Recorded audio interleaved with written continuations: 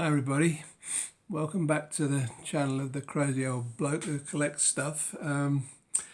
Right now, I've got something a little bit different to show you today. Previously, we've dealt largely with steelbooks and collector's editions, but YouTube videos are not necessarily always about views. I mean, obviously, it's nice to have a good number of people watching, but I'm more about trying to promote collecting, as a hobby. Giving advice maybe to people new to the hobbies, or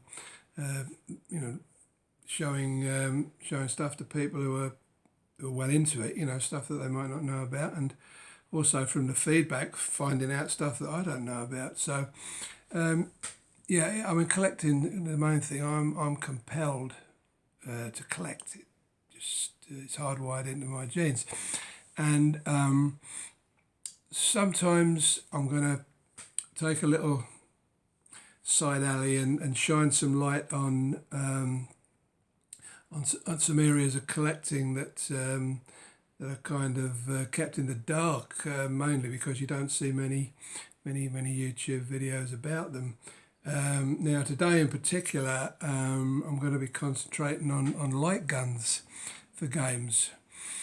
Now, I mean, light guns have been around quite a number of years. It's not a recent phenomenon by any means. Going back to I don't know about prior to the NES, but certainly there was a light gun, I believe, for a game called Duck Hunt. And then I know on the SNES there was like this big super scope thing that you bought with a package of light gun games. I've got one somewhere, but to be honest, I can't find it. It must be hidden deep in the depths of my attic. So I go back light gun wise to the PS1. That's where I first got my first light guns, and I became fascinated by light guns simply because I've always had a fascination in guns. I've never actually used or fired a real one, although I was into BB guns and air guns when I was a teenager and a younger man. But I've always been fascinated by guns, which is probably why Destiny became a big favourite game of mine, because you can collect a lot of guns in Destiny, and that's what I like to do. But the PS1 was my first serious foray into light guns, and the very first one I ever bought was this. Now I should explain that I'm going to be presenting the light guns as a form of an unboxing, because in a lot of cases the boxes are as interesting as the actual the guns themselves. So you'll have to excuse me if the packaging isn't. Sometimes it's a bit uncooperative, shall we say, when you try to open boxes. So please bear with me if there's a little bit of a lull while I get whatever out. But anyway, that was the very first light gun I can remember getting. It was, as far as I know, it only came out in Japan, this one, and it was, I think it came out with an on-rail shooter called Horned Owl, which, is quite, I don't even know if it came out over here. If it did, it probably came out with a different title. But it was quite obscure anyway, and coincidentally, this is one of my favourite guns. I just like the aesthetic of it. It's not as scarce as I thought it was, because I had a look online, and you can get the odd one of these for 20 or 25 quid. But I mean, they're not common by any means, but they're certainly not as scarce as I imagine they might be. So if we can just get into it. I have some weird and wonderful ways to open some of these. Right, here we go. That's the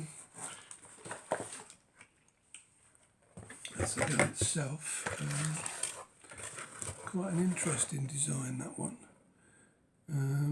It worked. The game that I mentioned, Horned Owl, wasn't the only game that it worked with, as far as I know. It was pretty much like the Gun Con that came out over here, and as far as I know, it worked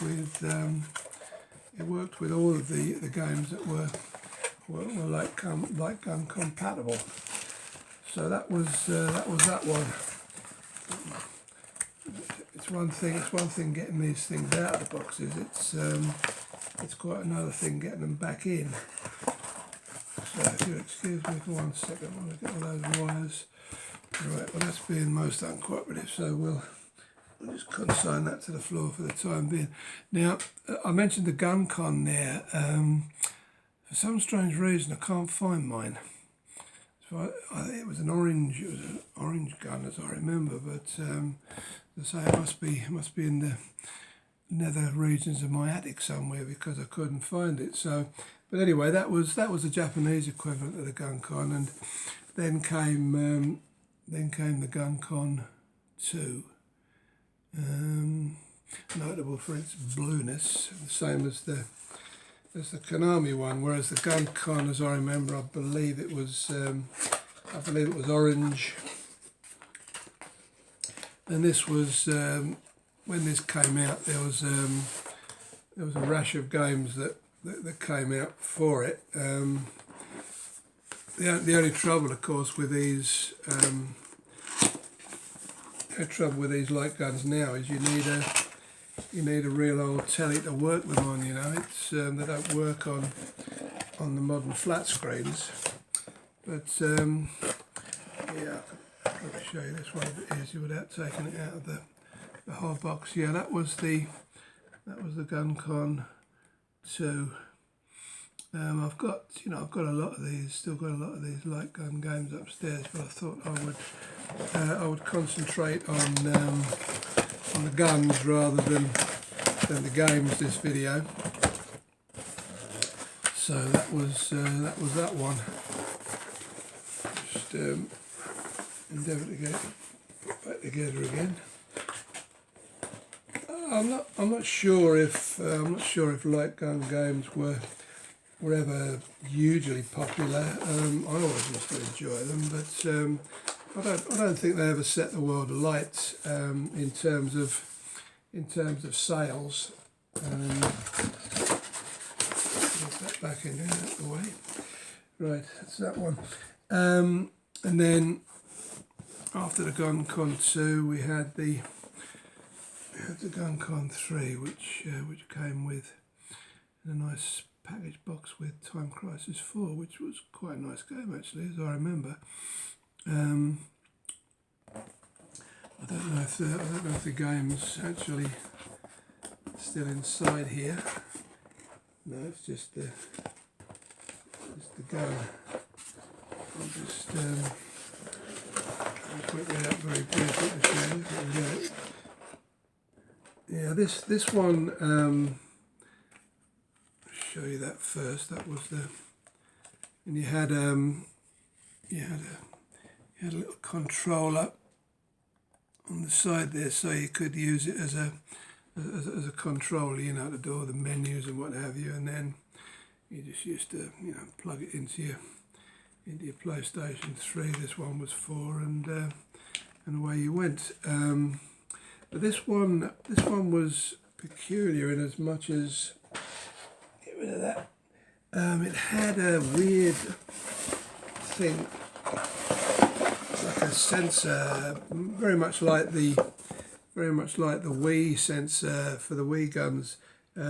This sort of draped over your top of your TV, and you had it hanging, and this would pick up the light gun. Now I don't know. It's possible that works with a modern TV. Maybe it was made that way. I'm sure.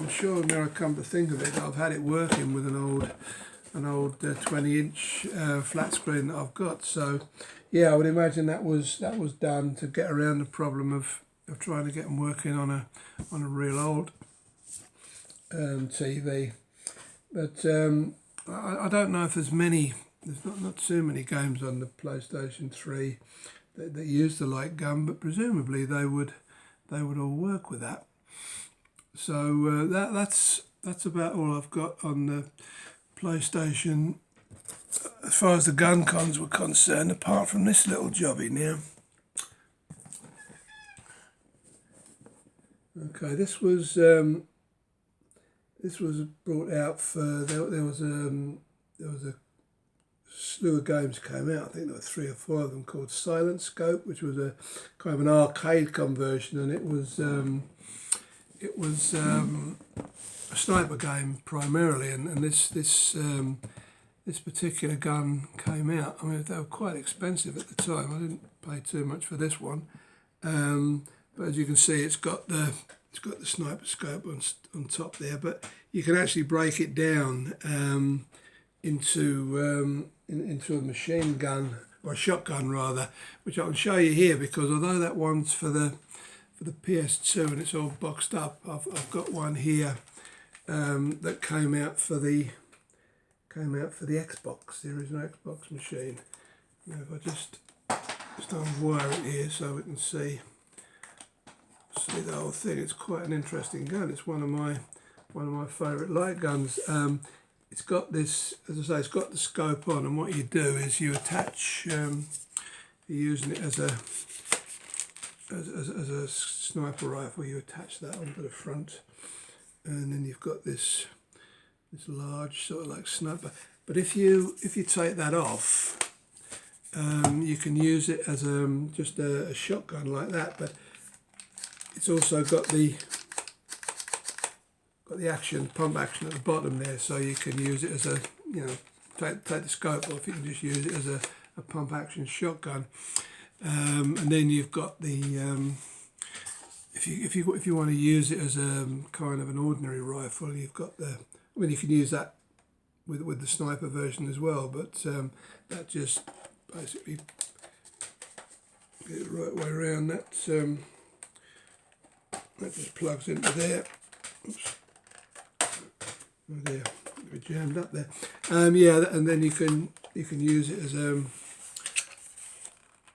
rifle, and that against the shoulder, and looks quite smart. That I think that's a really nice light gun. It's one of my favourites. Then I suppose if you're talking about light guns, the machine that really promoted them was the Wii. Now I've got quite a large selection of Wii light guns to show you. I suppose it's difficult using the term light gun for the Wii, because basically they're just shells for the Wiimote, and so to that end, I mean, there were hundreds of these things you could buy, these shells, but most of them were pretty ropey. They were just sort of like white plastic, very generic, and you could buy them for a couple of quid if you wanted a pistol, or something a bit bigger. You could just buy them and off at Amazon, for I don't know, £5 or so, and they weren't very interesting, to be honest. They were just generic shells for the Wiimote to play.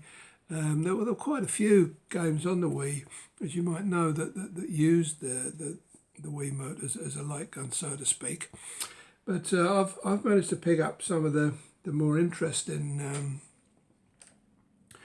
shells, if you like. Now this one was very hard to find. When I say hard to find, I've actually got the gun. I bought it in a second-hand shop, just like that. It didn't come with a game, just the shell for the Wii remote. But that is the actual box version of it that comes with the Nerf game. And this is quite hard to find, actually. I mean, I searched around, sort of like used and second-hand shops for one, and then finally I managed to find one on eBay, and it was quite reasonable, so that's the one there. But you don't see that one very often for some reason. You see these about the guns by themselves, but not not the box version. So I don't know the reason for that, why it's so scarce, but I can assure you that it is. But anyway, that's the gun itself. I mean, it works as a Nerf gun. You know, you buy the little sponge darts, and it actually works because of this. But then if you dismantle the, I can't remember actually how you get to it, but if you dismantle something at the front here, you can actually, it's been a bit uncooperative, but you can actually fit your Wii Wiimote into it, and you know, it plays the Nerf game.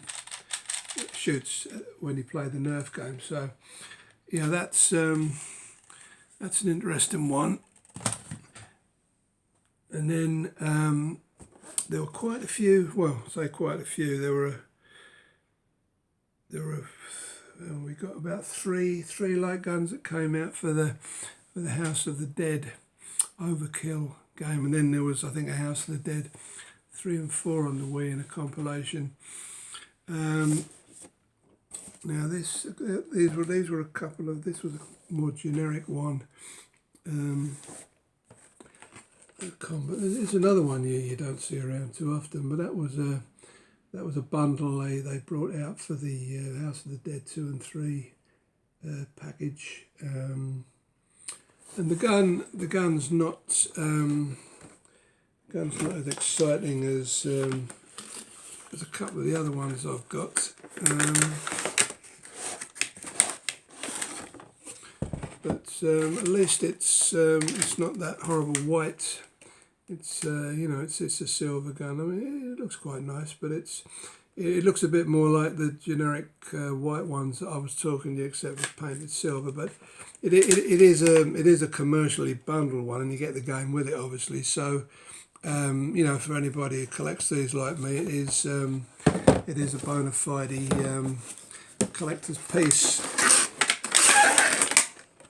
So that was that one, and then there's a real interesting one I've got to show you later on, but I'll just pass on to that's the hand cannon that came out for the House of the Dead Overkill game. It's again, it's unfortunate that it's in the white plastic, because I always associate that with the cheap and nasty guns. But if you have a look at it, it actually looks a bit more impressive when you're actually using it, and you've got the Wii. And get it open. When you get the Wii remote installed and actually playing the game, it feels quite nice. So there you can see it there.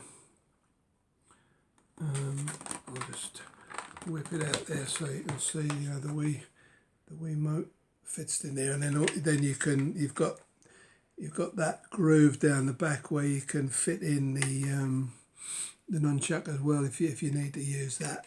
I'm not sure if you need the nunchuck, or whether you can just run it straight from the Wii remote. But although it looks a bit cheapish, it's actually quite heavy, and it's got a sort of like a rubbery feeling grip on it. So when you're actually playing the game, it's quite realistic as a hand cannon. I can't remember if the game came with it. I believe it might have done, but I've got all my games sort of like separate from the box stuff. So, but yeah, that's quite a nice one to use. Let's rebox that. Give it a couple of minutes. Put the instructions back in. And as I say, the actual boxes for these are quite gaudy, you know, with the artwork. that's supposed to be there, by the way. It's all part of the design. We know where the box looks a bit damaged. It's not. There was a lot of these came up in my local kicks at one time. That's where I got these from. You don't see them so much now, but yeah, there was I bought this and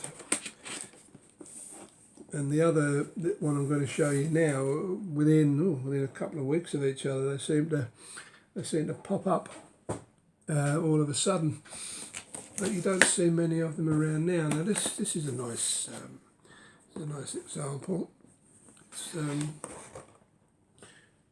It's the overshot gun. Once again, like the sniper rifle I showed you earlier, it has a pump action to it. Now, this is for use with mainly with the House of the Dead games as well. Although I have used it with other light gun games. I don't think any game came with this one, but it's a real nice light gun to use because it's heavy. Excuse me, it's heavy, and you've got this nice satisfying click when you reload. You know, it's and it looks. I mean, it looks. Maybe it would have been nicer in maybe silver or brown or something, you know, but it looks quite impressive in my opinion, that one, and it's got rubberized. The pump action's rubberized and the grips are rubberized, so you know it doesn't slip out of your grasp. So yeah, it's quite when you're actually playing the game, you get well into it with a shotgun. You feel as if you're some lunatic running around blasting the hell out the zombies. But yeah, it's one of my particular favourites, and it wasn't that expensive when I bought it. But these things, like everything else, these things are becoming more scarce now. Chances of finding it in a kex for I don't know what I paid for it, about 12 quid or something, 8 quid, I can't remember offhand, but it wasn't by any means expensive. So I'll just put that to one side and get it put back together later. Right, so yeah, carrying on with the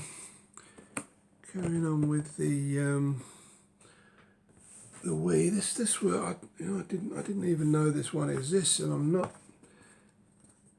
entirely sure that it's a PAL version. Well, it's a PAL version, but I don't know whether it actually came out in this country. It suspiciously looks like a European version to me, because you do get these things cropping up on Amazon particularly, and sometimes in second-hand shops. But yeah, this is a more like a fun gun. It's not meant to be. I don't think it's meant to be realistic in any way. It's more of a novelty gun, and it works with Toy Story Mania. So yeah, I've never actually used it, to be honest, so I'm not entirely sure how the Wiimote actually fits into there. But you get this little attachment for the back. But obviously it works with Toy Story, so I can't looking at it. It's weird. I presume the Wii remote just slides in there somewhere, but it's certainly a strange looking light gun. It's one of the weirdest I've ever seen, and I was actually surprised when I came across it, because I didn't know anything about it. Right, I'll just make myself a bit of room here. Now, this was an interesting one. Once again, I'm not sure if this was ever released in the UK, but it's a bit big for the screen. I'll try and go back a bit. Yeah, It's for. I haven't actually got the game that this works with. It's Star Wars: The Clone Wars Republic Heroes. Apparently, it's the game's not with it. Obviously, you need to buy that separately. But yeah, I mean, I found this online on Amazon, and I've never heard of it or seen it in any shop or second-hand shop or anywhere like Game and that. So I just don't know. It's got English lettering on the side there, but also French. But yeah, I mean, it might have come out over here, but it was quite cheap, so I thought I'll have that one.